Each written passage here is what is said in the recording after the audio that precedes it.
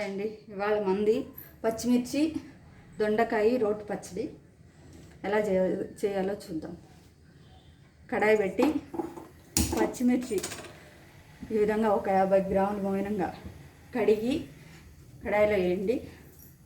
ఒక 3 టేబుల్ స్పూన్లు వాటర్ వేసి బాయిల్ చేయండి. టేబుల్ స్పూన్లు వాటర్ ఎందుకు ఏమంటున్నానంటే దాంట్లో ఉండే పచ్చి వాసన కిసురు వాసన వెళ్ళిపోతుంది ఫస్ట్ వాటర్లో బాయిల్ అయితే. నెక్స్ట్ ఆయిల్ వేసి ఫ్రై చేయవచ్చు.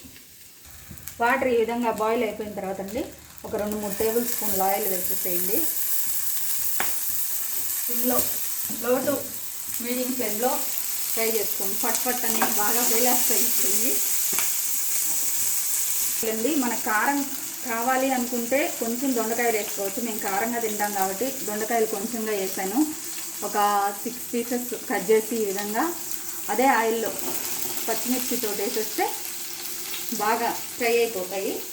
లేకుండా బాగా ఫ్రై కానిచ్చేసి హై టు మీడియం పెట్టుకుంటూ డీప్ ఫ్రై చేసుకోండి. ఎందుకంటే దొండకాయలు కొంచెం ఫ్రై కావాలి.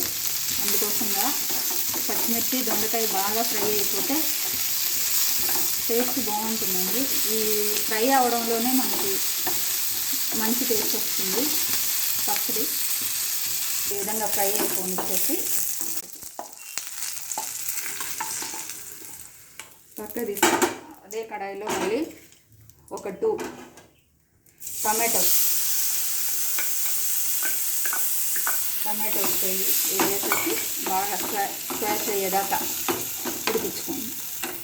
పెట్టుకోనండి. టమాటా బాగా ఈ విధంగా స్క్వాష్ అయిపోయినాక ఆ చింతపండు వేసేసేయండి. అంటే నేను ఒక కొంచెమే వేస్తాను కాబట్టి పచ్చడికి కొంచెం వేసుకున్నాను. క్వాంటిటీని బట్టి చింతపండు ఉప్పు అడ్జస్ట్ చేసుకుంటూ వేసుకోవాలండి. ఈ విధంగా వేసే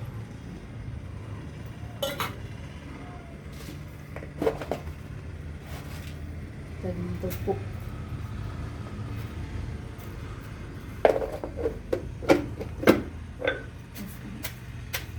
దంచేసుకోండి. మెత్తగా పచ్చగా దంచుకున్నాక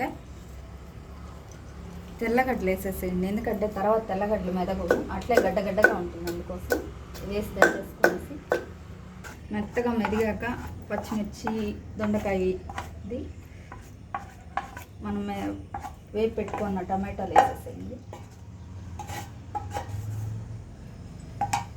టమాటాలు వేసి ఇవి మెత్తగా బాగా దంచుకోండి. మెత్తగా అవనిచ్చేసి టమాటా కూడా బాగా నూరేసాను. లాస్ట్లో ఆనియన్స్ వేసి కచ్చా దంచుకొని తోడేసుకోవడమేనండి. దొండకాయ రోటి పచ్చడి రెడీ. దొండకాయ పచ్చిమిర్చి పచ్చడి రెడీ అండి. అంతా తీసేసుకున్నాక లాస్ట్లో రోట్లో కొంచెం అన్నం వేసి కలిపి పెట్టేవాళ్ళు పెద్దవాళ్ళు చిన్నప్పుడు మాకు. ఇప్పుడు నేను మా పిల్లలకి అలా పెడుతున్నాను. చాలా టేస్ట్గా ఉంటుంది. ఒకసారి ట్రై చేసి చూడండి. మీరు టేస్ట్ చేస్తారండి. రోట్ల అన్నంతో రోటి పచ్చడి.